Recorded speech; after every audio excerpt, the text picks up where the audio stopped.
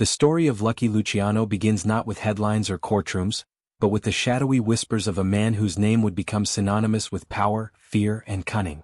In the annals of organized crime, few figures command as much fascination as him. Known to some as a visionary, to others as a ruthless criminal, Luciano occupied a world where loyalty was currency, betrayal was inevitable, and survival required both strategy and a cold, unflinching intelligence. Yet, in the final hours of his life, the public never fully glimpsed the man behind the myth, the mind behind the empire, or the secrets he took to his grave. It is within these last hours that the essence of Luciano's life, his triumphs, his schemes, his regrets, becomes most vivid, offering a lens into the human complexity behind the legend. To understand his final moments, one must first grasp the era he dominated. The early 20th century was a time of explosive urban growth, waves of immigration, and shifting social orders. In the teeming streets of New York, where Italian, Jewish, and other immigrant communities struggled to survive, the lines between legality and crime were fluid, often blurred by desperation and opportunity. It was a world where children grew up faster than they should, and where the streets were classrooms for lessons in survival, negotiation, and dominance. From this chaotic environment emerged men like Luciano, men who saw opportunity in disorder, who could navigate fear as easily as they could manipulate desire, and who could turn violence into an instrument of business. Luciano's life was, at its core, a study in contrasts. He was at once charming and cold, loyal yet manipulative, ruthless yet capable of calculated restraint. His rise to power was neither accidental nor purely opportunistic. Every decision, every alliance, and every calculated act of violence built toward the creation of something unprecedented, an organized criminal empire that operated with the efficiency of a corporation and the secrecy of a shadow. Yet, as his influence grew, so too did the number of enemies, rivals, and betrayals that constantly threatened to dismantle the carefully constructed world he had built. In those final hours, the weight of decades of scheming, maneuvering, and surviving weighed upon him, not just physically but psychologically. The allure of Luciano's story lies not only in his accomplishments but also in the contradictions that defined him. Here was a man who understood power better than almost anyone of his time, yet he could not fully escape the human vulnerabilities that power could not protect against. His empire stretched across cities and continents, yet in the solitude of exile he confronted a reality that no amount of influence could change. Those who had once feared his wrath now became distant memories, and even his closest allies were scattered, imprisoned, or dead. The final hours of his life were not marked by the violence that had defined much of his career, but by a quieter, more introspective reckoning. The streets that once shaped him, the alliances that once fortified him, and the secrets that once empowered him, all of it converged in a moment of reflection, anticipation, and subtle dread. In telling the story of Luciano's final hours, it is impossible to ignore the psychological tension that defines the last chapters of any extraordinary life. There is a duality in a man who spent decades mastering fear and influence, yet ultimately faced the inevitability of mortality and the limitations of control. Every interaction, every whispered conversation, and every private thought carries weight, as if the very air around him is charged with unspoken truths.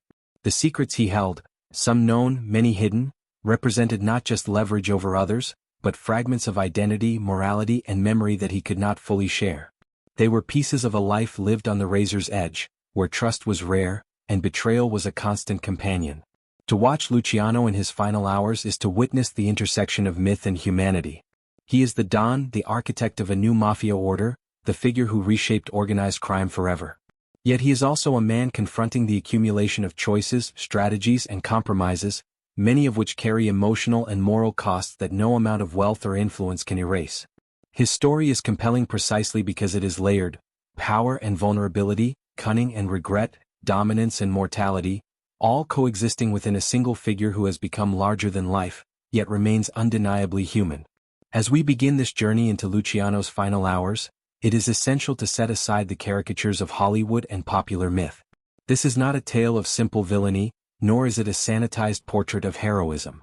It is an exploration of a mind that understood the rules of a ruthless world, bent them to his will, and ultimately grappled with the profound consequences of a life spent navigating shadows.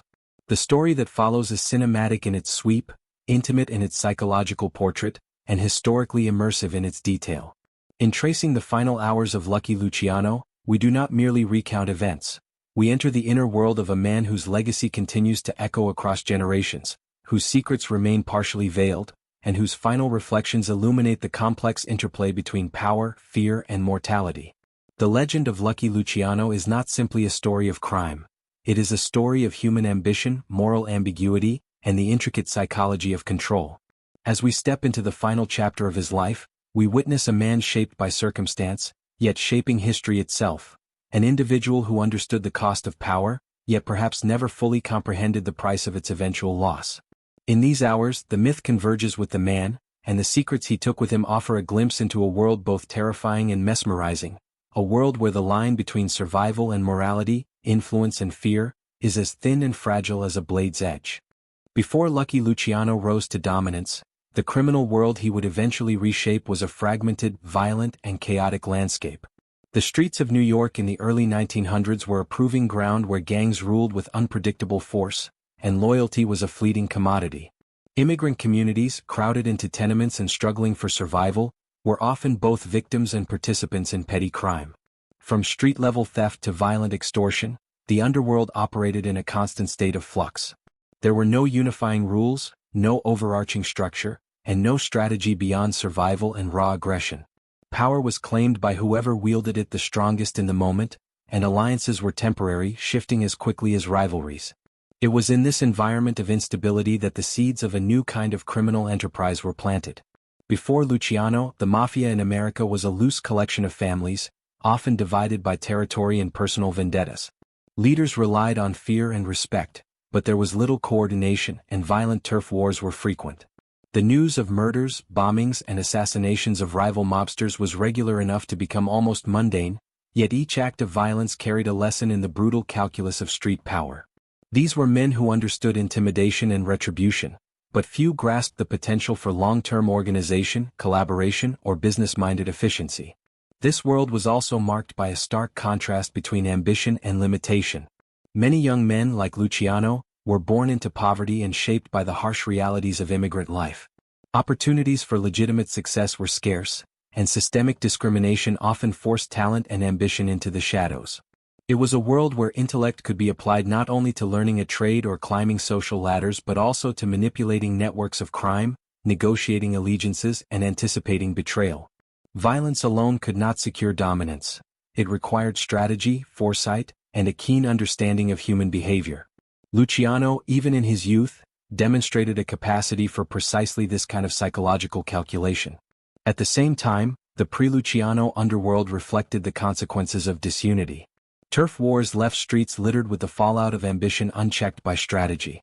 Law enforcement, though often corrupt, was a persistent threat, and the courts could only partially contain the chaos.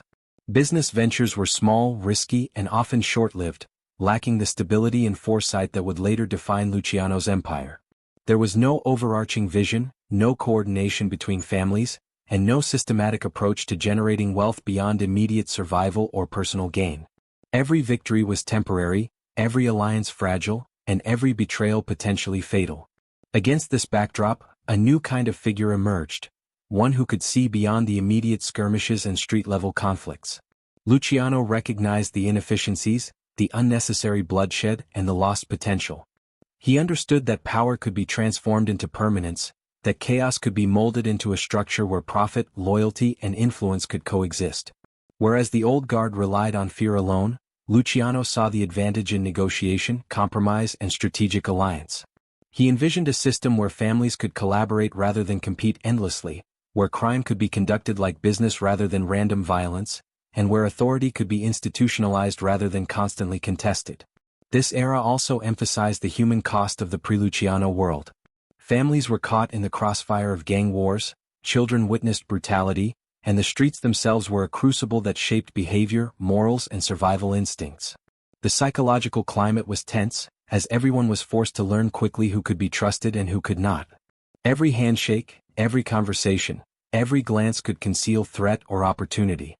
Survival was not simply a matter of strength. It required acute awareness, patience, and the ability to read people like open books. It was an environment that honed the instincts that would later serve Luciano so well in his rise to power. In essence, the world before Luciano was one of instability, opportunity, and raw ambition, but without the guiding structure to convert ambition into lasting dominion. It was a time of extremes where violent bursts of power were common, and strategic thinking was rare. Within this crucible, Luciano's mind began to identify patterns, weaknesses, and opportunities where others saw only chaos. He observed the consequences of impulsive actions, the fleeting nature of fear, and the inefficiencies of uncoordinated crime. By understanding both the mechanics of power and the psychology of the people wielding it, he could envision a transformation that no other figure had dared to attempt. This pre-Luciano era, with all its violence, unpredictability, and fractured loyalties, provides the necessary context for appreciating the scale of what he would later achieve. It highlights the contrast between a world ruled by fear and chaos and the world he would create. One where influence was calculated, alliances were strategic, and crime could be systematized like any legitimate enterprise. The old underworld was a proving ground, a brutal classroom, and a stage upon which Luciano's genius would eventually play out. Without understanding this fractured and perilous landscape, it is impossible to comprehend the significance of his rise, the audacity of his methods, and the psychological insight required to bend a world of violence into a coherent empire. In observing the state of crime before Luciano, one sees not just the brutality of the era, but also the human stories that intersected with it. The lives shaped by poverty, ambition, and circumstance. The subtle negotiations and betrayals that marked everyday existence. And the unspoken rules that governed survival. This was a world waiting for a mind capable of transforming chaos into order, fear into leverage, and fleeting power into lasting influence. Lucky Luciano would be that mind, and the contrast between the pre-existing world and the one he built would come to define his historical significance. Luciano's story truly begins on the streets of Brooklyn, where the scent of ambition mixed with the grime of tenement life. Born Salvatore Lucania in 1897, he was the son of Sicilian immigrants who had arrived in New York seeking opportunity, only to find the harsh realities of urban survival. Poverty was omnipresent, and from a young age, Luciano was exposed to the harsh lessons of a city where only the cunning thrived. In these narrow streets, filled with crowded markets, crowded homes, and crowded minds, he learned early that respect was earned not through inheritance or status, but through action, audacity, and the strategic application of both charm and force. The formative years of his life were marked by contradictions. At home, he was a dutiful son, learning Sicilian traditions and observing the strict codes of his heritage. Outside, the streets were a brutal arena where survival required a different set of skills. School offered little solace, often overshadowed by the lure of quick money and social power. Gang activity was rampant, and young boys were drawn to it as much for protection as for profit. Luciano quickly realized that intelligence alone was not enough. Adaptability, courage, and the ability to read people were crucial. By adolescence, he was already testing boundaries, learning the value of alliances, and understanding that fear and respect could be manipulated with the right mix of timing and audacity. Luciano's early criminal ventures were modest but telling. Petty theft, gambling, and small-time cons were his introduction to a world where risk and reward were intimately intertwined. Unlike many peers, however, he did not rely solely on brute force. Even in these minor crimes, he displayed an analytical mind, observing patterns, learning from mistakes, and calculating consequences before acting. It was a rare combination of streetwise instinct and emerging strategic thinking that set him apart. By the age of 15, he had begun to establish a reputation, not as the biggest thug, but as someone who could navigate the streets with foresight, influence, and subtle cunning. Brooklyn in the early 1900s was a melting pot of cultures, languages, and competing gangs. Rivalries were often settled with violence, yet Luciano quickly recognized that violence alone was inefficient. He understood that controlling perception, managing relationships, and exploiting opportunities often mattered more than physical dominance. He watched older mobsters, absorbing lessons from their triumphs and failures, noting who could be trusted, who could be intimidated, and who was likely to betray. These observations, coupled with his natural charisma and ambition, allowed him to rise steadily within the criminal underworld. Every act, every interaction, and every calculated risk became part of a broader apprenticeship in power. Education, in the traditional sense, may have eluded him, but Luciano's schooling in human nature was rigorous. He developed an almost intuitive understanding of negotiation, intimidation, and persuasion. He learned to balance charm and fear, to reward loyalty, and to punish betrayal decisively but strategically. Each small victory, whether gaining influence over a local gambling ring or forging alliances with other gangs, reinforced his understanding of structure, hierarchy, and the art of managing men. By turning instinct into skill, He was laying the foundation for the empire he would one day control. Luciano's rise was also fueled by ambition unmatched among his contemporaries. He was acutely aware of the limitations of his environment and determined to overcome them. The streets taught him that power could be fleeting, and that opportunity often demanded boldness. He took calculated risks, observed consequences, and adapted continuously. Unlike other gangsters who relied purely on muscle or intimidation, Luciano thought several moves ahead, treating the criminal world like a chessboard where each player's next action could be anticipated and exploited. This psychological edge became his most formidable weapon. Key alliances in his early years were crucial. Luciano recognized that power was rarely achieved alone.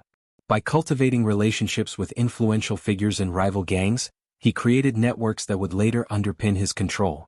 These alliances were not casual, they were meticulously selected, tested, and leveraged. In a world where trust was scarce, Luciano's ability to inspire loyalty, or at least compliance, distinguished him from peers who relied solely on fear. His rise was as much about understanding people as it was about understanding crime. Yet even as he ascended, Luciano's life was marked by risk and moral ambiguity. He was a young man navigating a world where every choice carried potential danger, every alliance a hidden threat, and every success a target for envy and retaliation. The psychological pressure of constantly balancing aggression with strategy honed his resilience, patience, and adaptability.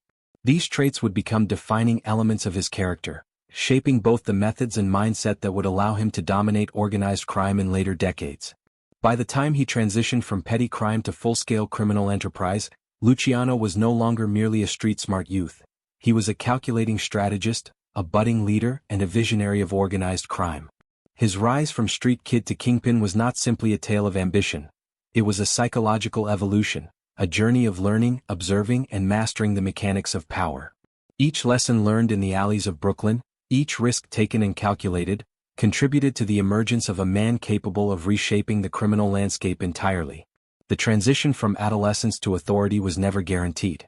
Many contemporaries fell victim to violence, betrayal, or poor judgment.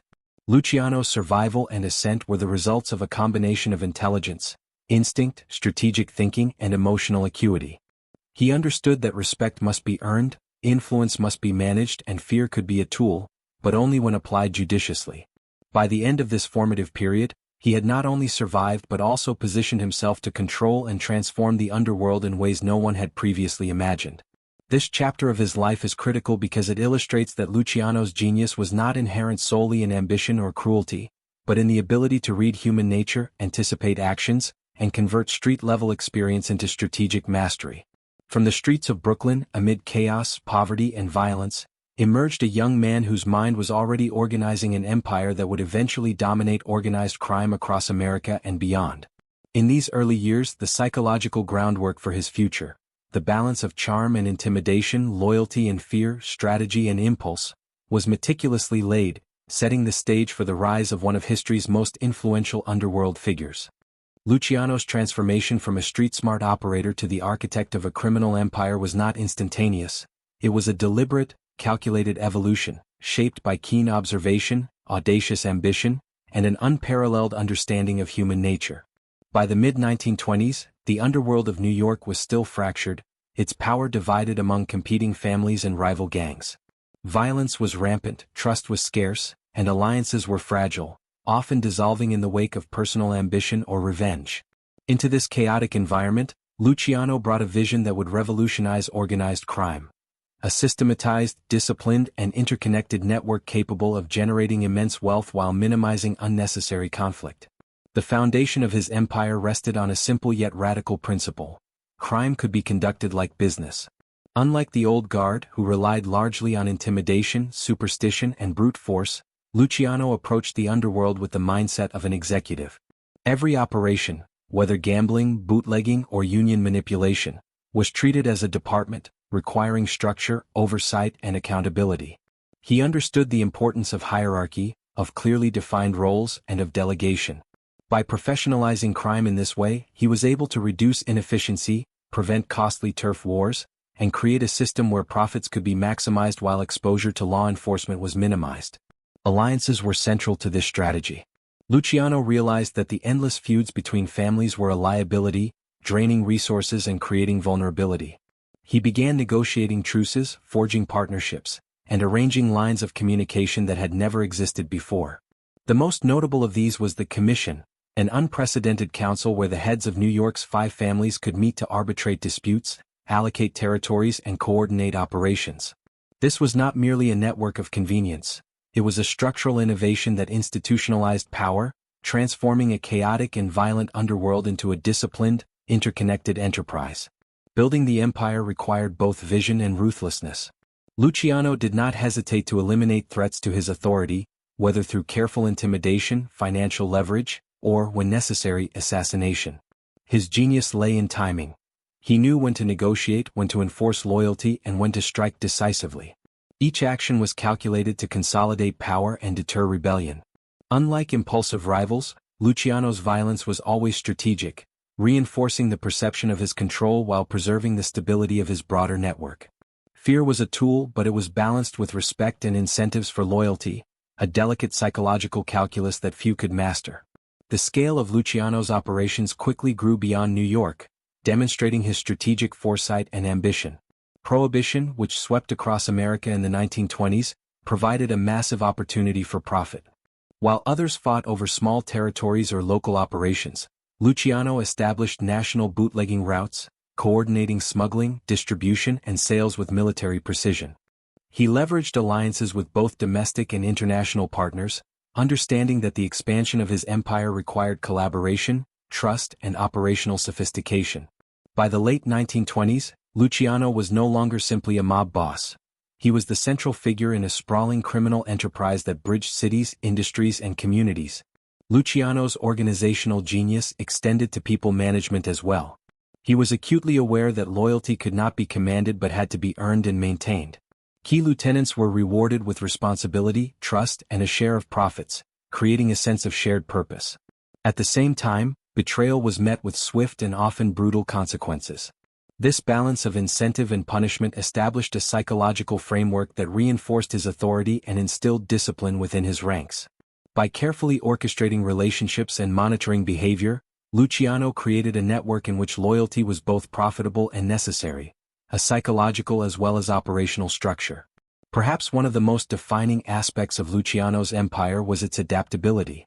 Unlike rigid organizations, his network could respond quickly to changes in law enforcement, market conditions, or rival threats. This flexibility was achieved through decentralized operations, allowing individual units to act independently while still adhering to the overall strategic vision. The combination of autonomy and oversight ensured efficiency without sacrificing control. In a world where unpredictability was constant, this ability to adapt gave Luciano a significant advantage over rivals who were either too rigid or too impulsive to survive. Luciano also understood the importance of image and perception. While fear and respect reinforced his authority internally, externally he cultivated a persona of influence, sophistication, and strategic intelligence. This duality allowed him to operate effectively in both criminal and legitimate circles, building relationships with politicians, law enforcement, and businessmen who could serve as allies, informants, or facilitators. The empire he built was not only operationally impressive but also socially and politically astute, blending the shadowy world of organized crime with the levers of legitimate power. Innovation was another cornerstone of his empire. Luciano recognized the potential for diversification early on, moving beyond traditional criminal enterprises to invest in gambling, narcotics, labor racketeering, and other lucrative ventures. Each enterprise was integrated into the broader network, ensuring that profits, intelligence, and influence flowed seamlessly across the organization. This level of coordination required meticulous planning, rigorous communication, and a psychological understanding of both allies and adversaries, a combination that set Luciano apart from every other contemporary mobster.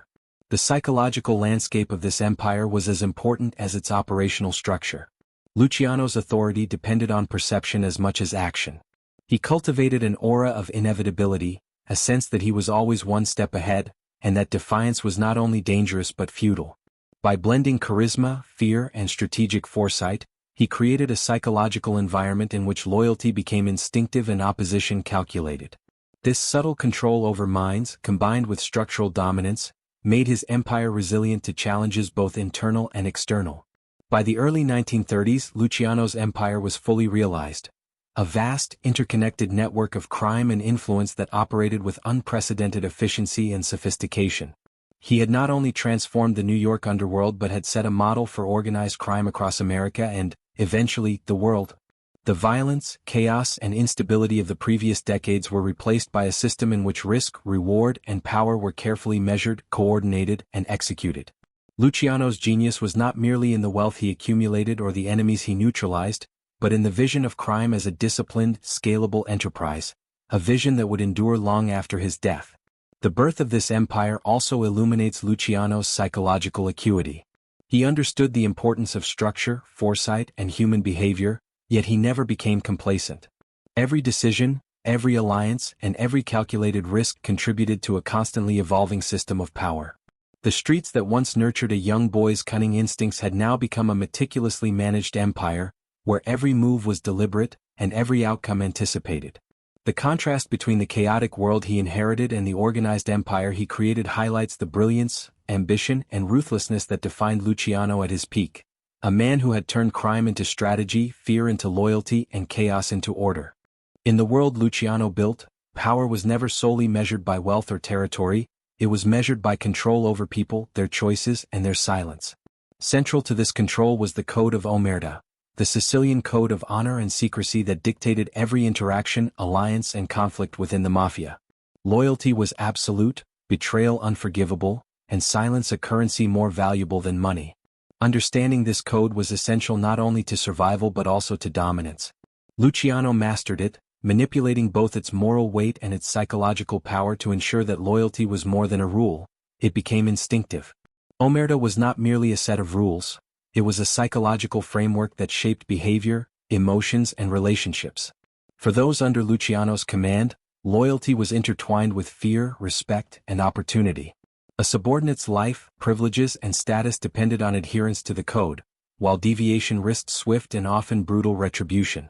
This combination of incentive and threat created a disciplined hierarchy in which decisions were calculated, allegiance was constantly tested, and personal ambition was channeled toward the collective power of the organization. Luciano understood that loyalty could be manufactured through fear alone, but he also knew that fear without respect would eventually crumble. The true genius was balancing the two, ensuring that both worked together to reinforce his authority. Fear under Luciano was never arbitrary, it was precise, calculated, and highly effective. He understood the psychological impact of consequences and how anticipation of punishment could shape behavior even without direct enforcement. A whispered warning, a targeted humiliation, or a carefully timed act of violence sent messages not just to the individual but to the entire network. In this way, fear became a tool of systemic control, extending the reach of his authority far beyond his immediate presence. The psychological tension this created ensured that loyalty was maintained even when surveillance, enforcement, or oversight was minimal. Yet loyalty under Luciano was not only about fear. He cultivated relationships with careful attention to personal ambition, ego, and desire. Rewards, opportunities, and recognition were strategically deployed to strengthen bonds, foster allegiance, and motivate action.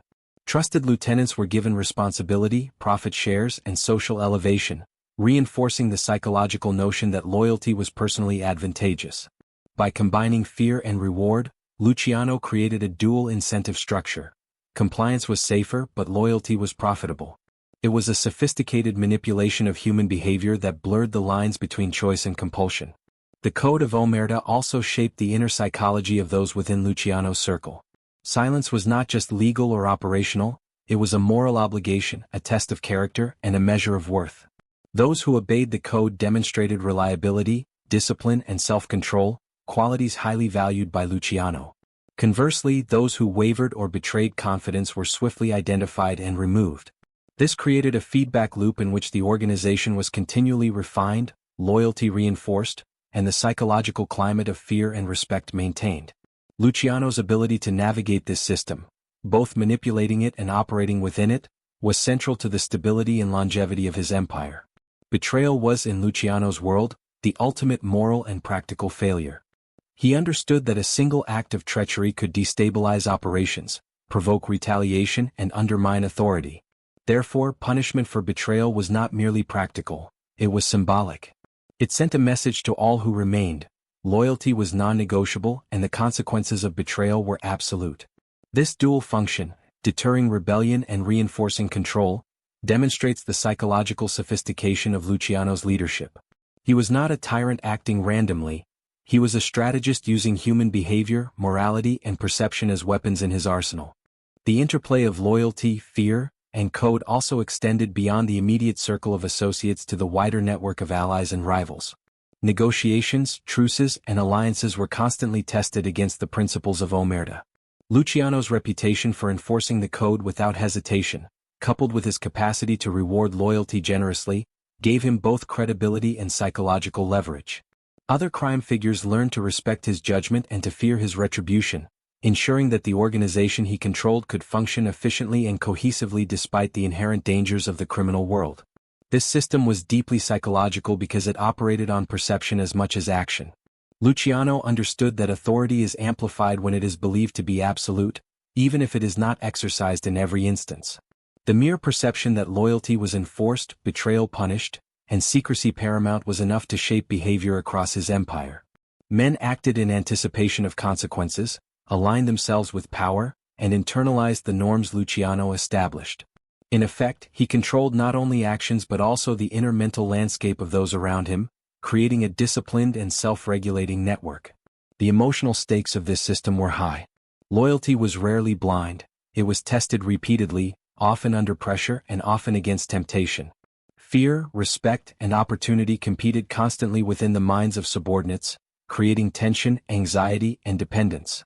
Luciano's genius was in managing this tension without destabilizing it, ensuring that loyalty was continually reinforced while fear remained a motivating factor. This delicate balance allowed him to maintain control over a volatile network of powerful, ambitious, and sometimes violent men. In essence, the code of omerta, the psychological architecture of fear and respect, and the careful cultivation of loyalty formed the backbone of Luciano's empire. It was a system that transformed chaos into order, instability into predictability, and raw ambition into coordinated strategy. This structure not only enabled the operational efficiency of his criminal enterprise but also cemented his authority, both as a leader and as a symbol of power. It was within this framework that Luciano's influence grew, his empire expanded, and his methods became a model for organized crime worldwide. Understanding this code is essential to understanding Luciano himself. He was not simply a figure of brute force, he was a master of human behavior, a strategist who could manipulate emotions, anticipate decisions, and shape outcomes without direct confrontation. The empire he built relied as much on psychological insight as on operational control. Loyalty, fear, and secrecy were not abstract concepts. They were tools, weapons, and currencies that he wielded with unparalleled skill. The combination of these elements created a network that was resilient, disciplined, and profoundly difficult to challenge. Luciano's success in embedding loyalty, fear, and code into the fabric of his empire demonstrates his unparalleled understanding of human nature and organizational dynamics. He was able to transform moral obligations, psychological incentives, and social pressure into mechanisms of control, creating a criminal enterprise that was both efficient and resilient. In this way, the psychology of loyalty and fear became as important to his empire as the operations themselves, ensuring that power remained centralized, influence unchallenged, and secrecy maintained. Luciano's genius was not limited to psychological manipulation or strategic alliances. His true innovation lay in turning crime into a meticulously organized business. While his predecessors relied heavily on opportunistic theft, extortion, and ad hoc violence, Luciano approached criminal enterprise with the same rigor and foresight as a corporate executive. Every venture, from gambling to bootlegging, was systematically managed, with an eye toward maximizing profit, minimizing risk, and maintaining operational stability. In doing so, he transformed organized crime from a chaotic, unpredictable underworld into a streamlined, highly efficient network capable of generating wealth on an unprecedented scale. Prohibition, enacted in 1920, provided Luciano with the perfect environment to implement his business model. The nationwide ban on alcohol created a vast and lucrative black market, and Luciano quickly recognized that the demand for liquor was insatiable. Unlike other gangsters who relied on brute force and territorial dominance, he developed a supply chain that spanned cities and even crossed international borders. Rum-running operations were carefully coordinated, smuggling routes meticulously mapped, and distribution networks managed with precision. He negotiated deals with producers, secured reliable transport, and ensured that the flow of product remained uninterrupted, all while maintaining the secrecy and security demanded by the lawless nature of the enterprise. One of Luciano's most striking innovations was his ability to diversify operations. He did not limit himself to a single source of income. Instead, he established multiple revenue streams, each reinforcing the other. Gambling operations, both legal and illicit, were expanded and organized under central oversight. Unions and labor rackets were subtly controlled to generate consistent income, often by leveraging intimidation or corruption to influence industrial operations. Prostitution and narcotics were integrated into the portfolio, managed discreetly to avoid unnecessary public attention or law enforcement interference. This level of diversification ensured that the empire could withstand disruptions in any single sector, a principle akin to modern corporate risk management. The financial sophistication of Luciano's operations was remarkable. He tracked profits, allocated resources, and delegated responsibilities with an attention to detail rarely seen in criminal enterprises of the era. Each subordinate or lieutenant had clearly defined responsibilities, creating accountability and reducing inefficiency. Reporting structures were established to monitor activity, detect potential theft or disloyalty, and maintain operational coherence. Luciano treated his lieutenants not as mere enforcers, but as managers, capable of overseeing specific domains while adhering to the strategic vision he imposed. This combination of decentralization and oversight allowed the empire to scale rapidly while maintaining centralized control. Luciano also demonstrated a profound understanding of supply and demand, market dynamics, and human psychology. He could anticipate shifts in law enforcement pressure, changes in public taste, or moves by rival factions, and adapt his operations accordingly. The distribution of liquor, gambling opportunities, or labor influence was not random. It was strategically targeted to maximize both profit and leverage. By analyzing risk, projecting outcomes, and planning contingencies, he minimized exposure while maximizing revenue, a level of operational sophistication far ahead of his time. Partnerships were central to the business model. Luciano understood that collaboration, even with potential rivals, could yield mutual benefit. He negotiated deals with other families, coordinating operations in a way that reduced conflict while expanding reach. These alliances were often formalized through agreements enforced by the Commission, the governing body he helped create. By aligning incentives, sharing profits, and arbitrating disputes, Luciano transformed intergang relations from chaotic confrontations into structured, mutually beneficial cooperation. This strategic integration allowed his empire to grow not only in scale but also in resilience, making it more difficult for rivals or law enforcement to disrupt operations. Another hallmark of Luciano's approach was risk management. Unlike many of his contemporaries who relied on impromptu violence or intimidation, he carefully calculated potential consequences before acting. Legal threats, rival retaliation, or internal dissent were anticipated and mitigated through planning, bribery, or selective force. He created contingency plans, diversified operations geographically, and maintained lines of communication that allowed for rapid response to crises. In this way, Luciano reduced vulnerability and ensured that the empire could withstand shocks that would have toppled less organized organizations. The psychological dimension of this business model cannot be overstated. Luciano understood that people respond predictably when incentives and punishments are aligned with ambition and self-interest. He leveraged loyalty, fear, and opportunity to maintain discipline and control within his operations. Employees, lieutenants, and partners all understood that their success was tied directly to compliance, efficiency, and strategic alignment with the broader goals of the organization. By integrating human psychology into operational design, Luciano created a system in which behavior was both predictable and manipulable, maximizing efficiency without relying on constant surveillance or coercion. Control over unions and labor organizations further expanded the empire's influence. By infiltrating and manipulating unions, Luciano could exert indirect control over entire industries, generating revenue and influence far beyond the streets or gambling dens. Contracts, strikes, and industrial disputes were manipulated to produce profit, extract concessions, or punish competitors. This strategic use of labor power reflects Luciano's understanding of leverage. Power is amplified when it extends into areas where others perceive legality and legitimacy, allowing influence to be exerted in ways that are difficult to detect or counter. Even the management of law enforcement and political connections was conducted with the precision of a corporate strategist. Bribes, favors, and relationships with politicians, judges, and police officers created a protective layer around operations. Luciano's empire did not rely solely on secrecy or intimidation. It relied on carefully cultivated relationships that reduced interference and ensured operational continuity. By blending legal, semi-legal, and illegal influence, he created a system that was as robust politically as it was operationally. Perhaps most importantly, the business of crime under Luciano was scalable. Unlike previous criminal operations which were constrained by geography, personality, or temporary alliances, Luciano's model could grow, adapt, and replicate. It was designed to survive leadership changes, territorial disputes, or fluctuations in demand. The combination of diversification, strategic alliances, risk management, and psychological control created an enterprise that was not just profitable, but resilient, a lasting system capable of evolving with the shifting criminal landscape.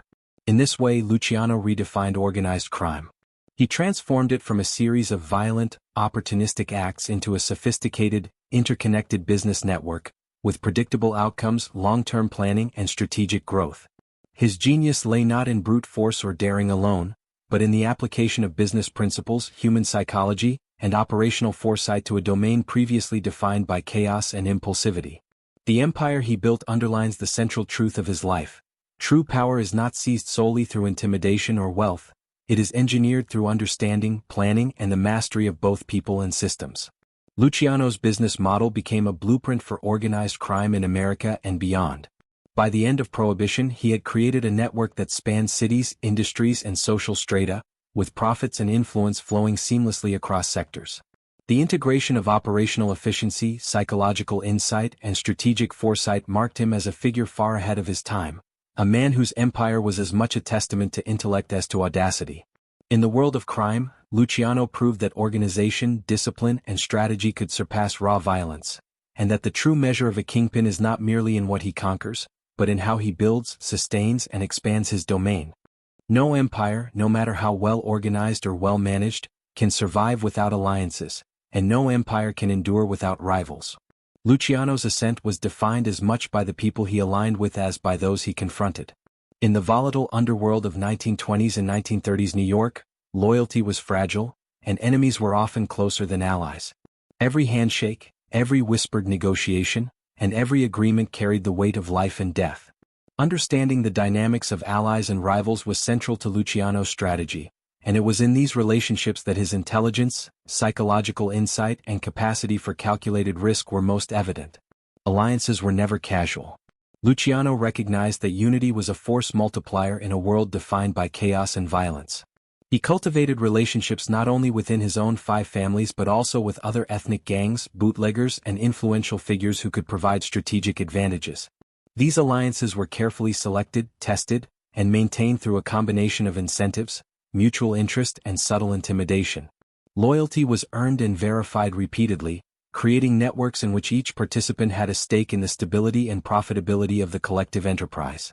In this way, Luciano could focus on expanding and managing his empire without constantly worrying about betrayal from within his own ranks.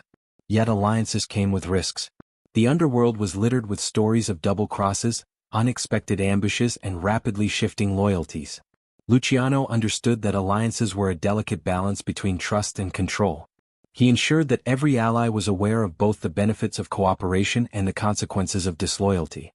Respect, fear, and opportunity were deployed strategically, creating a psychological environment in which loyalty became a rational choice rather than a blind moral obligation. This intricate interplay of human behavior, incentive, and fear allowed him to forge partnerships that were resilient enough to endure both opportunity and pressure. Rivalries, of course, were equally critical. The criminal landscape of New York was crowded with ambitious men and powerful factions, each vying for territory, influence, and profit.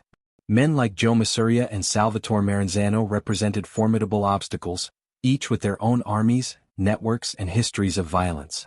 Rivalries were rarely purely personal, they were calculated contests of power, strategy, and survival. Luciano's genius lay in his ability to understand his opponent's motivations, anticipate their moves, and exploit weaknesses with precision. He treated conflicts like chess, never acting impulsively, always weighing long-term consequences against immediate gains. Perhaps the most pivotal series of rivalries was the Castellamarese War, a bloody struggle between Mafia and Maranzano that threatened to destabilize the entire New York underworld. Luciano initially appeared aligned with Mafia, but his true allegiance was strategic rather than emotional.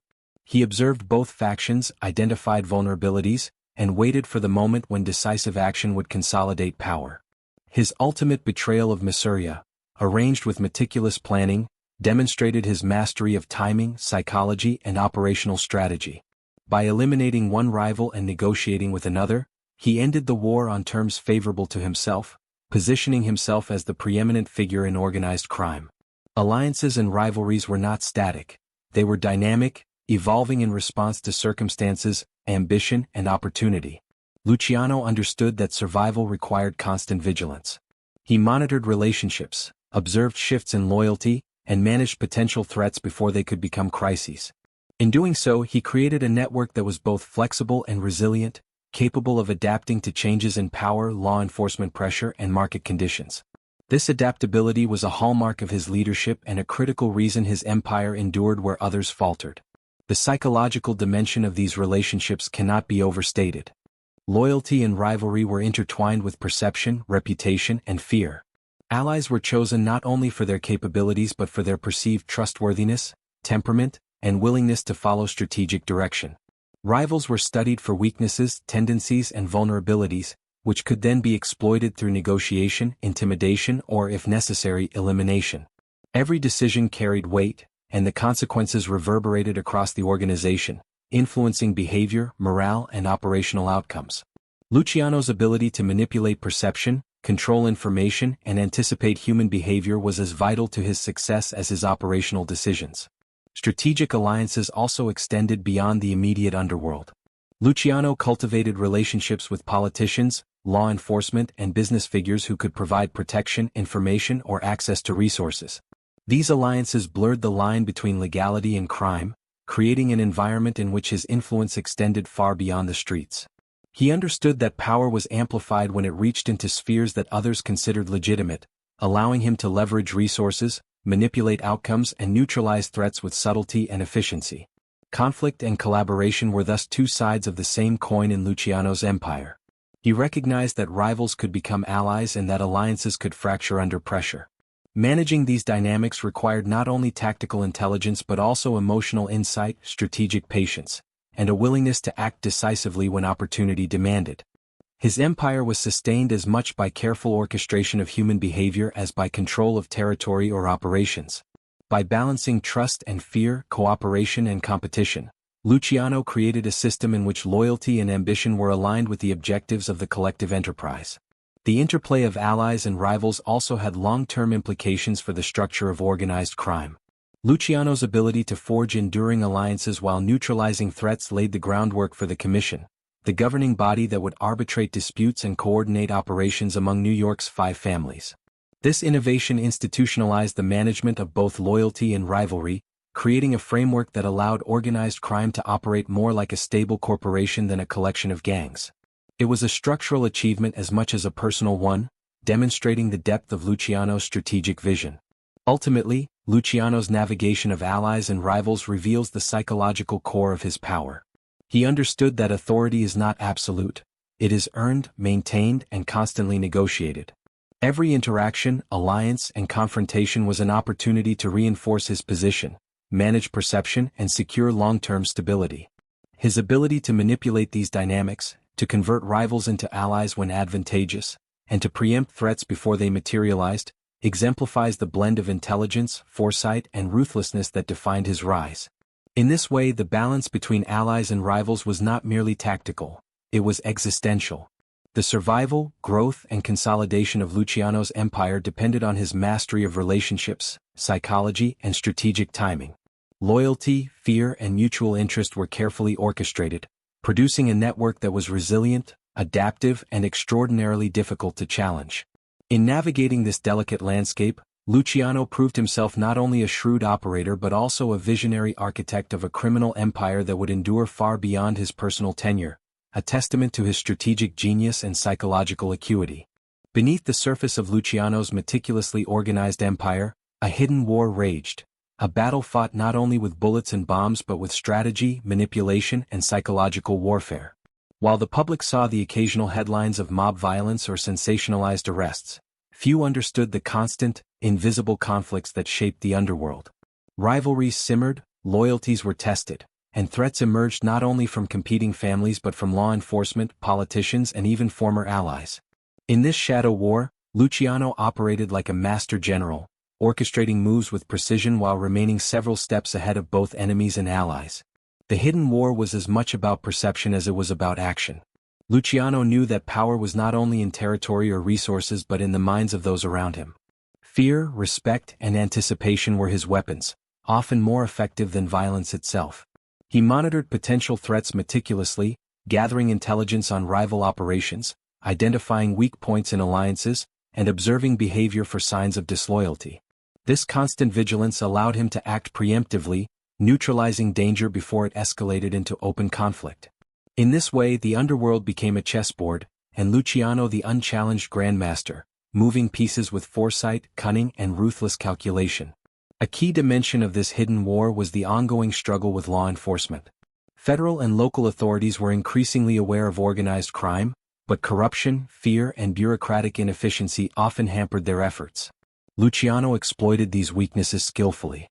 Bribes, threats, and strategic alliances with police officers and politicians created a protective shield around his operations. Simultaneously, he remained unpredictable, avoiding patterns that could be exploited by the authorities. By combining manipulation, secrecy, and occasional calculated violence, Luciano ensured that legal threats remained manageable, while rivals without similar sophistication were exposed to far greater risk. Internal challenges also fueled the hidden war. Within the ranks of his own empire, ambitious lieutenants, enforcers, and partners constantly tested boundaries. Power struggles were inevitable, and disputes over territory, profit, or influence had to be managed carefully. Luciano's approach combined psychological insight with strategic force. He rewarded loyalty, provided incentives for compliance, and enforced rules with precision. At the same time, he eliminated threats decisively, ensuring that potential challengers understood both the rewards of allegiance and the costs of defiance. In this way, the hidden war extended not only outward toward rivals and authorities but inward, securing stability within the empire itself. The international dimension of Luciano's hidden war further illustrates his strategic brilliance. As prohibition created opportunities across borders, rival gangs sought to establish smuggling networks, often overlapping in territory and operations. Luciano extended his influence into Canada, the Caribbean, and even parts of Europe, negotiating alliances, orchestrating smuggling routes, and neutralizing potential competition. Each operation involved a complex web of collaborators, logistics, and contingency planning. The hidden war was global in scope, fought through diplomacy, intimidation, and covert strategy as much as by guns or bombs. Psychology played a central role in the hidden war. Luciano understood that perception often mattered more than reality. By cultivating an aura of omnipresence and inevitability, he ensured that both rivals and allies overestimated his control. Threats were neutralized not only by action but by anticipation. The knowledge that resistance was likely futile often prevented challenges before they materialized. Similarly, loyalty was reinforced by the perception of strength, stability, and strategic foresight, ensuring that internal cohesion remained intact even under pressure. The Castellamarese War offers a clear example of how Luciano leveraged the hidden war to his advantage. By initially appearing aligned with one faction while secretly planning its downfall, he manipulated both rival sides to create chaos that he could exploit. The assassination of Joe Masuria, executed with meticulous planning, eliminated one obstacle and allowed him to negotiate a favorable truce with Salvatore Maranzano. Each step was carefully calculated, balancing risk, opportunity, and psychological impact. This was not mere opportunism, it was strategic warfare executed with precision, demonstrating how Luciano transformed conflict into a tool for consolidation and expansion. Beyond immediate rivals, the hidden war included subtle manipulations of political and economic structures. Luciano understood that influence in the underworld could be reinforced by controlling legitimate institutions indirectly. Through union infiltration, political connections, and strategic partnerships, he extended his reach into areas where conventional law enforcement could not easily intervene. These invisible levers of power allowed him to shape the environment around his empire, controlling outcomes without resorting to open confrontation. In effect, the hidden war was fought as much in boardrooms, back offices, and courtrooms as it was in the streets. The toll of this hidden war was psychological as well as physical. Constant vigilance, strategic calculation, and the management of fear and loyalty placed immense cognitive and emotional demands on Luciano. He had to anticipate moves not only from adversaries but from allies, maintain multiple layers of secrecy, and continually assess risk versus reward. This relentless mental engagement, combined with the moral ambiguity of his actions, shaped a man capable of immense focus, ruthless decision-making and enduring control, yet also one confronted daily with the precariousness of power. By mastering the hidden war, Luciano was able to consolidate his empire, neutralize threats and ensure long-term stability. This was the difference between him and many contemporaries. While others reacted impulsively to crises, he orchestrated events with foresight and precision. Every act of violence, negotiation or strategic alliance was part of a broader campaign to control both the external world of rivals and authorities and the internal world of loyalty, perception and morale. The hidden war was ongoing, invisible to outsiders, yet essential to the functioning and expansion of the empire. Ultimately, the hidden war illustrates the depth of Luciano's strategic and psychological acumen. His ability to anticipate, manipulate and control outcomes, across borders, among allies and within rival networks, allowed him to achieve a level of dominance that few have ever matched. While the public saw only the occasional explosion of violence or the sensational headline, the true struggle was waged in shadows, in minds and in networks. Luciano's brilliance lay in mastering this invisible battlefield, transforming chaos into order, threat into opportunity and competition into consolidation. In examining the hidden war, one sees not only the operational genius of Luciano but the psychological precision that defined his empire. He was a man who understood the interplay of fear, loyalty, perception, and strategy, and used these forces to maintain dominance over a volatile and dangerous world. The hidden war was never about simple survival, it was about control, influence, and the deliberate orchestration of outcomes to secure a lasting legacy. In these shadows, Luciano proved himself not just a criminal, but a strategist, a psychologist, and a visionary capable of bending both men and circumstance to his will. Even the most carefully constructed empire carries within it the seeds of vulnerability, and for lucky Luciano, the beginning of the fall came not with a single catastrophic act but through the cumulative pressures of law enforcement, betrayal, and the very power he had so meticulously built. By the early 1930s, Luciano's dominance over the New York underworld was near absolute, yet his prominence made him a target. His visibility, influence and audacity had earned him both allies and enemies, and while his strategic brilliance had insulated him for years, the mechanisms of justice and rivalry were closing in.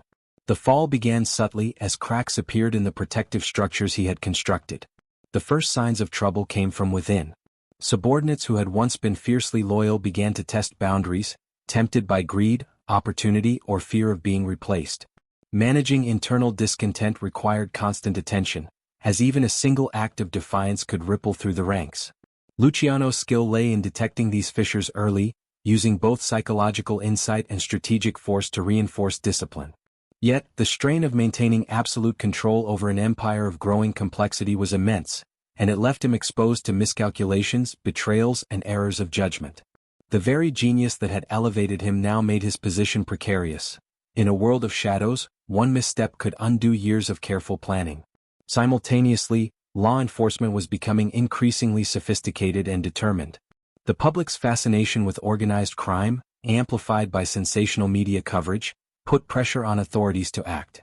Federal investigators, in particular, began to unravel the networks that Luciano had so carefully protected.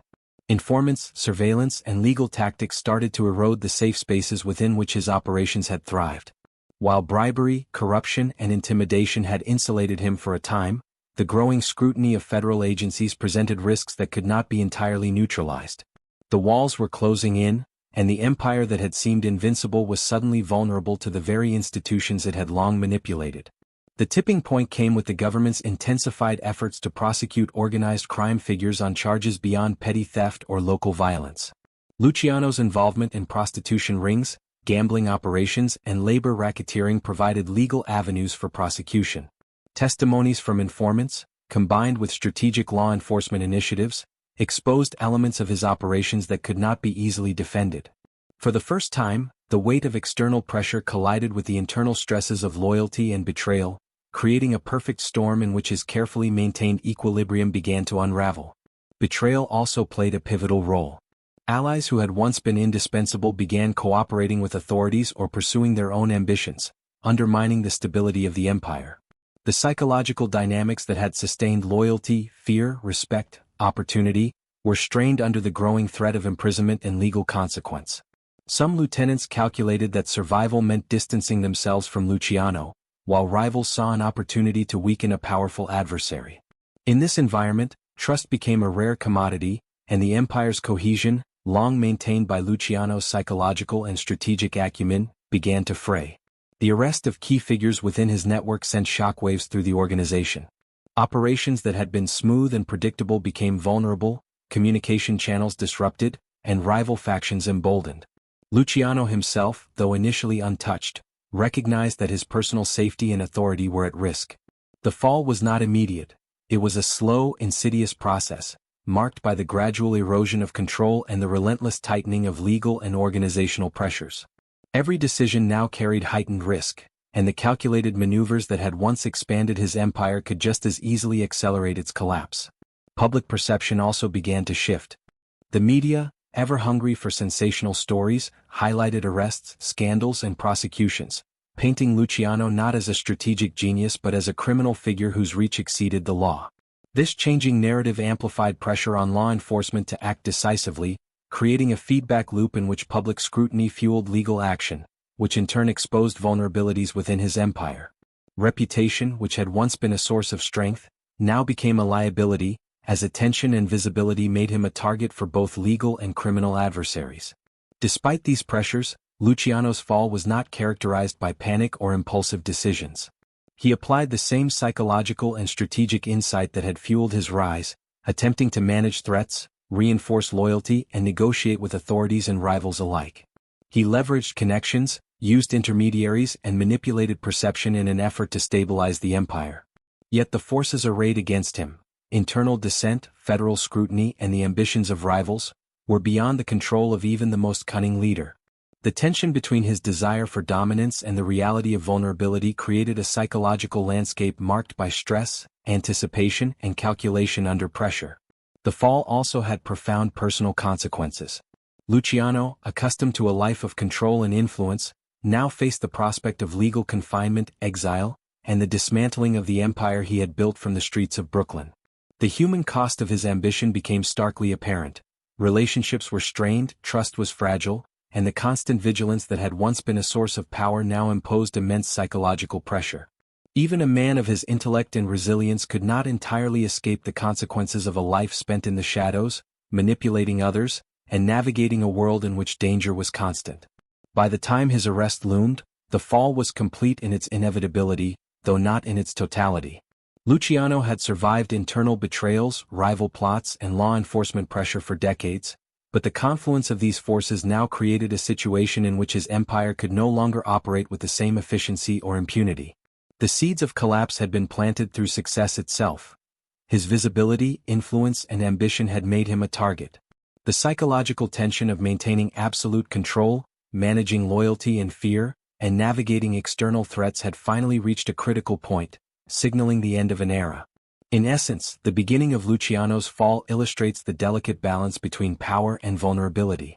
No empire, however brilliant in conception or execution, is immune to the pressures of internal dissent, external scrutiny, and shifting alliances. The same traits that had fueled his rise, strategic brilliance, psychological insight, and audacity, were now tested against forces that could not be fully controlled. The fall begins not with spectacle but with subtle erosion, with pressure mounting quietly but relentlessly until even the most formidable figure must confront the limits of influence. Luciano's initial descent was not a collapse in a single moment but a carefully observed, psychologically intricate process in which every action, every alliance, and every decision was scrutinized, tested, and responded to with precision. It was the beginning of the end, yet even in this phase, it reflected the hallmark of his life: strategy, foresight, and the complex interplay of human behavior. The fall had begun, and it would eventually culminate in public trials, imprisonment, and exile, but the lessons of power, loyalty, and human psychology that defined this period would remain a central part of Luciano's legacy. Luciano's fall from power reached its most public and dramatic stage during his trial, a moment that transformed the private, shadowy calculations of the underworld into a spectacle under the bright lights of the courtroom. By the mid-1930s, law enforcement had gathered substantial evidence of his involvement in organized crime, particularly prostitution and labor racketeering, and the public demanded accountability. The trial was more than a legal proceeding. It was a battle for perception, a high-stakes confrontation between the might of the state and the cunning of a man who had long operated above, beside, and around the law. For Luciano, the courtroom became a new battlefield, one in which strategy, psychology, and performance were as important as the evidence itself. The atmosphere surrounding the trial was charged with tension and anticipation. Reporters filled the hallways of the courthouse, their pens poised to immortalize every exchange. The public, fascinated by the rise of the Mafia and its audacious leaders, followed each development with rapt attention. To the outside world, Luciano's empire was a sensational story of violence, power, and criminal sophistication. But in the courtroom the abstract became concrete. Witnesses spoke of bribes, manipulation, and illicit operations, transforming the theoretical discussions of organized crime into tangible, prosecutable offenses. Each piece of testimony chipped away at the image of invincibility that Luciano had carefully cultivated. Luciano approached the trial with the same meticulous planning that had defined his criminal empire. Legal counsel, witness management, and strategy were orchestrated to minimize exposure and protect the remaining structure of his operations. He understood the stakes. A conviction would not only threaten his personal freedom but also destabilize the empire he had painstakingly built. The courtroom became a theater of psychological maneuvering. Luciano's demeanor, composure, and calculated responses sent subtle messages, to prosecutors, to jurors, and to his associates, about confidence, control, and resilience. Even under scrutiny, he sought to project authority, as if the trial were merely another operational challenge to be managed. Yet the law proved relentless. Prosecutors skillfully exposed the layers of Luciano's criminal network, illustrating the scope of his operations and the sophistication of his organization. The evidence was meticulously presented, emphasizing not only the illegal activities themselves but also the methods of influence, intimidation, and control that had made Luciano a formidable figure. The testimony of former associates, who had chosen cooperation over loyalty, added weight and credibility, piercing the carefully maintained veil of secrecy that had long protected him. For the first time, the full machinery of the empire was visible under legal scrutiny. Public perception played a dual role in this moment. On one hand, the fascination with Luciano and the Mafia created a sense of myth around his persona, romanticizing his intelligence, audacity, and strategic brilliance. On the other hand, the trial illuminated the human cost of his empire, the exploitation, violence, and manipulation that had underpinned his success. Jurors, media, and the public were forced to reconcile the image of a master strategist with the reality of criminal enterprise. This tension amplified the psychological impact of the trial, making it a contest not only of law but of narrative, morality, and influence. The sentence that followed was both punitive and symbolic. Luciano was convicted and received a lengthy prison term, a judgment designed to demonstrate that no man, regardless of cunning or influence, was above the law. For Luciano, the sentence represented a profound challenge to the very foundations of power he had established. Imprisonment curtailed his freedom, limited his ability to directly manage operations, and exposed him to the vulnerability that comes with confinement. Yet even in this constrained environment he would find ways to exert influence, leveraging psychological insight, alliances, and strategic foresight to maintain control from behind bars. The courtroom drama also revealed the fragility of loyalty in extreme circumstances. Many associates, once steadfast, faced difficult choices between allegiance and self-preservation. Testimony and cooperation with authorities exposed fissures within the empire that had previously been invisible, illustrating how fear, opportunity, and pragmatism could override loyalty, even under the shadow of omerta. This was a stark reminder of the human variables that underpinned even the most organized criminal enterprise, variables that could never be entirely controlled, only managed and anticipated. Psychologically, the trial was an intense battlefield. Luciano had to maintain composure while facing public judgment, legal pressure, and the exposure of secrets that had long been hidden. Every response, every expression, and every strategic silence carried weight. His awareness of perception, both in the courtroom and outside, was critical. In the minds of prosecutors, jurors, and the public, he had to preserve the image of control, intelligence, and resilience, even as the legal machinery worked to dismantle his authority. This required a mastery of psychological nuance akin to the management of his criminal operations, the ability to anticipate reactions, manipulate impressions, and maintain influence under extreme pressure. The trial and sentencing also marked a turning point in the American public's understanding of organized crime. Luciano's empire, once a hidden network of influence and control, became a case study in the operation of modern criminal enterprise. The legal proceedings exposed methods, alliances, and strategies that had previously been obscured, providing law enforcement, politicians, and the public with unprecedented insight into the mechanisms of power, loyalty, and fear within the Mafia. In this sense, Luciano's trial was not merely a personal reckoning. It was a revelation of the operational and psychological architecture of organized crime itself. Yet even as the courtroom doors closed and the gavel fell, Luciano's strategic mind remained active. He understood that imprisonment was not an endpoint but a phase in the ongoing management of his empire.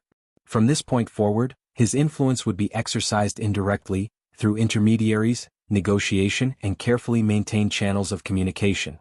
The trial was a defeat in the physical sense, but it did not immediately dissolve the psychological and operational structures he had built.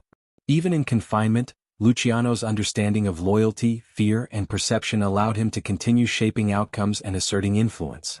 In reflecting on the trial and sentence, one sees the complex interplay of law, psychology, and power. The public spectacle of judgment, the manipulation of narrative, the exposure of operational methods, and the strategic management of perception all demonstrate that Luciano's battle did not end in the courtroom. Instead, it transformed, shifting from direct control over people and operations to the subtle orchestration of influence under constraint. The trial marked a pivotal chapter in his life, illustrating the vulnerabilities of power, the resilience of strategy, and the enduring relevance of psychological mastery in human affairs. Even behind the cold, iron bars of prison, Lucky Luciano's influence did not diminish. In fact, it evolved. The fall from freedom and public visibility might have broken a lesser man, but Luciano treated confinement as another operational environment, one that required strategy, psychological insight, and precise orchestration. From the moment he entered the prison system, he recognized that control was not solely about mobility or access. It was about influence, perception, and the ability to manipulate human behavior. Power, he understood, could extend beyond physical boundaries if wielded with intelligence and foresight. Prison, paradoxically, became a laboratory for Luciano's genius. Stripped of direct authority over his external empire, he focused on building networks inside and outside the walls. He cultivated relationships with other inmates, guards, and intermediaries, ensuring that he could continue to communicate with key lieutenants and allies. Loyalty, carefully maintained through a combination of respect, incentive, and subtle psychological pressure, allowed him to project authority without leaving his cell. Even in confinement, Luciano's presence was felt, his directives obeyed, and his reputation intact. This was power redefined, not through direct enforcement but through perception, influence, and the disciplined application of human psychology. One of Luciano's most remarkable strategies involved exploiting external events to bolster his standing. During World War II, he recognized an opportunity to negotiate with government authorities to aid the United States in securing ports, managing dockworkers, and preventing sabotage along the East Coast. This strategic offer demonstrated his ability to convert constraint into leverage. By presenting his cooperation as indispensable to national security, Luciano repositioned himself as a valuable asset rather than merely a criminal. The negotiations were delicate and required both tact and foresight. Misstep could result in loss of credibility, exposure, or retaliation. Instead, he emerged with influence, recognition, and the beginnings of a path toward reduced confinement. Inside prison, Luciano also demonstrated an uncanny understanding of social hierarchies and influence dynamics. He observed the behaviors of guards, fellow inmates, and prison administrators, identifying who could be persuaded, intimidated, or motivated to act in ways that served his strategic interests. This was psychological warfare on a subtle scale. Small favors, strategic alliances, and well-timed interventions allowed him to maintain control, ensure safety, and protect his interests. Each interaction was calculated, reinforcing his reputation and reminding everyone that even in captivity, Luciano remained a formidable presence.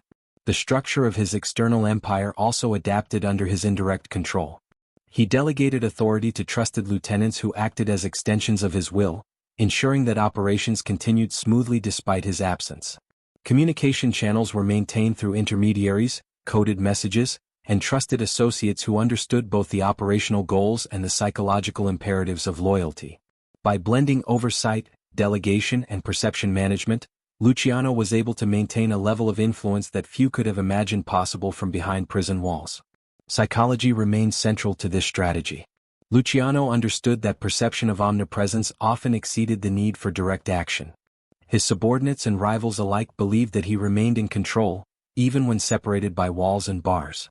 Fear, respect, and the expectation of strategic insight ensured that loyalty persisted and that potential challengers were deterred. The prison environment, with its enforced proximity to potential rivals and allies alike, became a stage upon which he could exercise influence, enforce discipline, and consolidate his authority without resorting to overt violence. Luciano's ability to maintain power behind bars also relied on his patience and foresight. He understood that immediate control was less important than the long-term maintenance of the empire. Decisions were deliberate, consequences anticipated, and loyalty reinforced incrementally. By thinking in terms of long-term strategic positioning, he was able to mitigate the destabilizing effects of confinement and preserve the structural integrity of his criminal network. Prison, rather than being a limitation, became a venue in which strategic patience and psychological insight proved more powerful than physical freedom. At the same time, Luciano's reputation for ruthlessness and intelligence continued to protect him within prison walls. Potential adversaries recognized that challenging him could be as dangerous as it was futile, while those seeking advancement understood that alignment with him offered safety and opportunity. This duality of deterrence and incentive mirrored the principles he had employed throughout his external empire. Loyalty reinforced through risk and reward, fear tempered by opportunity, and authority maintained through a sophisticated understanding of human behavior. The broader implications of Luciano's power behind bars are profound. He demonstrated that leadership is not merely about physical presence or immediate enforcement. It is about influence, perception, and the strategic use of relationships. Even when removed from the direct levers of operational control, a leader with psychological acuity and strategic foresight can maintain authority, shape outcomes, and prepare for opportunities to reassert freedom and influence. Luciano's actions during this period reflect a deep understanding of human behavior, organizational dynamics, and the interplay of power and perception. Ultimately, power behind bars was not just survival, it was preparation for resurgence. Luciano used his time in confinement to observe, plan, and position himself for the next phase of his life.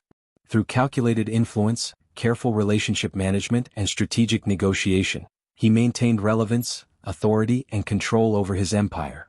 His ability to extend power from a physically constrained environment underscores the central truth of his life.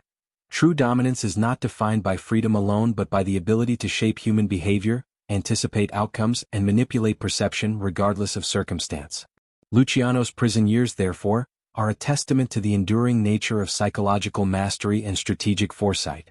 They illustrate that even when stripped of conventional power, a man of intellect, vision, and ruthlessness can remain a central force in a complex network. The empire he built was resilient because it was as much a product of human psychology and organizational insight as it was of money, violence, or territory. Power, in Luciano's hands, became something more enduring than liberty. It became influence, strategy, and perception, extending far beyond the confines of walls and cells. After his release from prison in 1946, Lucky Luciano faced an unexpected and disorienting new challenge: exile. Deported to Italy, the streets of Naples were both familiar and foreign, a city of his childhood memories, yet far removed from the empire he had built in New York. Exile was not simply a matter of geography, it was a profound psychological shift. For decades, Luciano had been at the center of power, orchestrating violence, alliances, and enterprise with remarkable control. Now he was an observer, forced to navigate a world where direct authority was impossible and influence required subtlety, patience, and strategic foresight. In Italy, Luciano encountered criminal networks with rules, hierarchies, and customs unlike those in New York. Success here demanded adaptation. He could not rely on intimidation or immediate enforcement. Instead, he leveraged the loyalty and competence of trusted lieutenants still operating in America. Through intermediaries and careful correspondence, he continued to influence decisions, demonstrating that true power extends beyond physical presence. His understanding of human behavior, cultivated over decades of managing complex relationships, allowed him to maintain authority even when constrained by distance. Exile also provided an unexpected opportunity for reflection. Removed from the immediacy of his empire and the constant tension of New York streets, Luciano had the space to consider the nature of power, loyalty, and mortality. The illusion of invincibility that had accompanied him for decades was tempered by the reality of distance, age, and circumstance. He realized that even the most meticulously constructed empire could be disrupted by forces beyond one's control. This awareness did not diminish his ambition.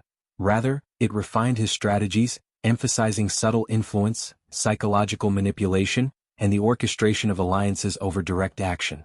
Despite his physical separation from the American underworld, Luciano's reputation ensured that he remained a pivotal figure. Former allies and rivals respected his insight, seeking his guidance on territorial disputes, alliances, and organizational strategy. His voice, though mediated through letters and intermediaries, carried weight, illustrating the enduring power of perception and reputation in shaping human behavior. In exile, he occupied a space of influence that was less tangible than the streets of New York, yet arguably no less significant. Exile also highlighted the tension between power and isolation. Luciano was influential, respected, and feared, yet physically constrained. The psychological strain of authority without direct control required patience, foresight, and trust in his network. He had to maintain the delicate balance of projecting strength while acknowledging the limits imposed by distance. Every decision, recommendation, and suggestion needed to account for the human variables of loyalty, ambition, and opportunism. Even from afar, his ability to anticipate outcomes and manage relationships allowed him to preserve the integrity of his empire. Age, health, and the accumulated burden of a lifetime in crime added a further layer of complexity. The empire he had built would outlast him, yet his personal narrative was finite. Exile underscored the inevitability of mortality, forcing him to reconcile the man he had been with the legacy he hoped to leave behind. It was a period marked by introspection, strategy, and adaptation, a time to shape influence not through immediate action but through foresight, counsel, and the continued management of perception. Ultimately, exile transformed Luciano's role from active ruler to symbolic architect of influence. He no longer needed to enforce power on the streets. He relied on the credibility of his past, the loyalty of intermediaries, and the respect he commanded. Decisions flowed through him, not because of proximity but because of trust, fear, and reputation. Exile became a proving ground for his most enduring skill, the ability to wield influence without reliance on force, presence, or immediate authority. The years in Naples, far from diminishing his impact, became a testament to Luciano's intellect, strategic foresight, and psychological mastery. He proved that true power is multidimensional. It relies on perception, reputation, and the orchestration of human behavior just as much as on wealth, territory, or physical control. Even removed from the streets he once ruled, Luciano remained central to the decisions, alliances, and direction of the criminal world he had helped shape. In the end, exile was not a defeat but the final demonstration of his enduring genius, a subtle, patient, and ultimately lasting exercise of power from afar. Lucky Luciano's influence extended far beyond the streets of New York and the confines of prison. He revolutionized organized crime, transforming chaotic gangs into a disciplined, hierarchical network. Through the creation of the Commission, he established a system to manage alliances, settle disputes, and control operations, turning criminal enterprise into a strategic, almost corporate structure. His innovations created stability, reduced internecine violence, and set a blueprint for modern organized crime that persisted long after his death. Luciano's genius was equally psychological. He understood loyalty, fear, and perception, using them to maintain control without constant enforcement. Subordinates knew the cost of betrayal and the reward for obedience, making influence more enduring than brute force alone. Financially, he diversified his operations: gambling, prostitution, labor racketeering, and smuggling, creating resilient, scalable enterprises that insulated the empire against disruption.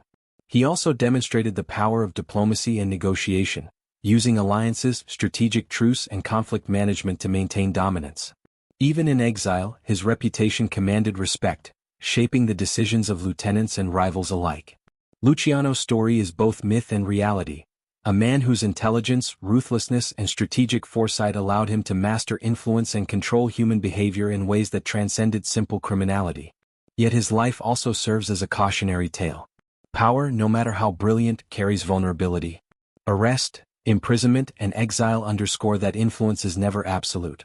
Luciano's legacy endures as a testament to strategy, psychology, and leadership, a study in ambition, foresight, and the human dynamics of power. Lucky Luciano's life is a study of ambition, strategy, and human complexity. From a streetwise immigrant to the architect of America's most sophisticated criminal empire, he exemplified contrasts: brilliance and ruthlessness, loyalty and betrayal, freedom and confinement. His genius lay in understanding human behavior, orchestrating networks of influence, and anticipating the actions of allies and rivals. Power for Luciano was never just physical, it was psychological, structural, and strategic. Yet even the most brilliant empire is vulnerable. Arrest, imprisonment, and exile remind us that control is provisional and influence fragile. Luciano's story illustrates the delicate balance between dominance and vulnerability, showing how even extraordinary skill cannot eliminate risk or human unpredictability. These lessons extend beyond crime, highlighting principles of leadership, strategy, and the management of people under extreme conditions. The myth of Luciano is inseparable from the man. To the public, he became larger than life, a symbol of audacity, intelligence, and criminal sophistication. In reality, he was human, calculating, ambitious, and also subject to fear, mortality, and betrayal. His life demonstrates that true influence is sustained through foresight, psychological insight, and the orchestration of loyalty and perception, rather than force alone. In the end, Luciano's story resonates because it transcends crime. It is a narrative of power, ambition, strategy, and human behavior, showing how one man shaped an empire, influenced generations, and left a legacy that endures long after his physical presence faded. His life remains a timeless study in the mechanics of influence, the fragility of authority, and the enduring power of strategy and psychological mastery.